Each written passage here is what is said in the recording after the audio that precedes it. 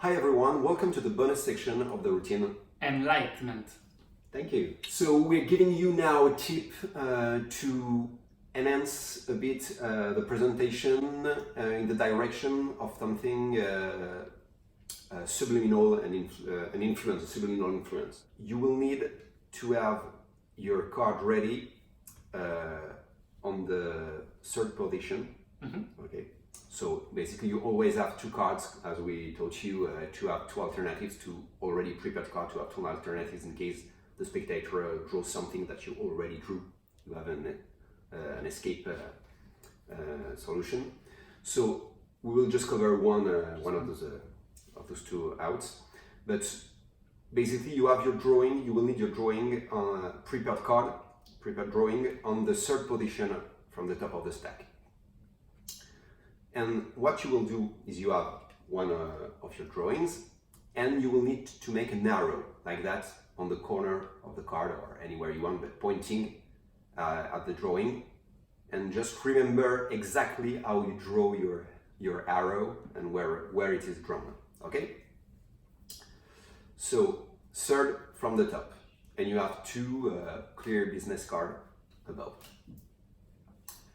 So what you will do is give your spectator the first clear business card and you will tell him, okay, I will need you to draw something in a minute. You will draw the first thing that comes to your mind here in the center of your business card, okay?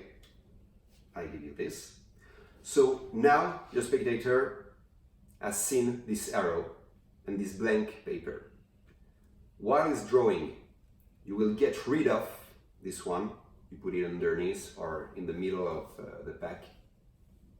It's not important, you have a large misdirection to do this. Okay? So he has done his drawing. You retrieve it and put it in the wallet to make the pick. You retrieve the marker so you can switch it for the UV marker. So imagine you pick the drawing inside your wallet. You know now it's a house, so you will need to write house or draw a house with the UV ink marker. And now on the top is your already pre-made drawing with the arrow. So what happens? You take and pretend that it's still the same card that you shown earlier, the one with the arrow and the blank card. So you're drawing, you could get rid of all the other cards, and you pretend you make your drawing, that you're drawing this, you pretend to draw this while you're drawing with the UV ink the house.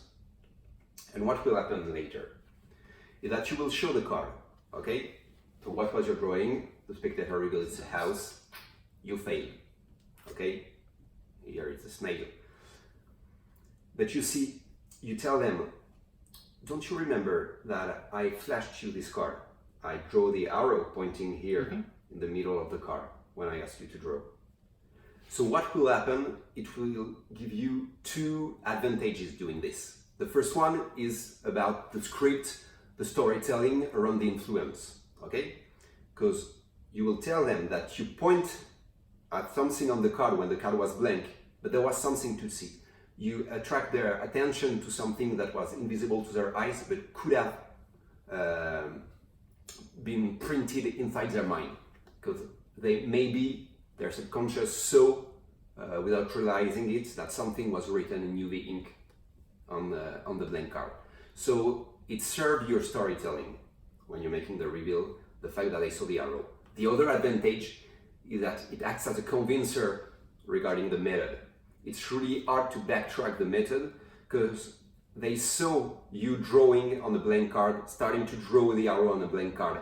So in their mind, the next thing you drew, the snail, is on the same card. It's in the same process. For them, it goes along together.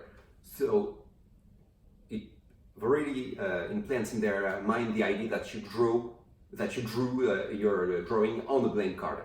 So it's really hard for them to backtrack, that you switch the marker, use the UV lights. It's another barrier, another convincer, another barrier, another logical disconnect for them. So I think it's a really useful subtlety to add to this routine. Thank you. Fantastic.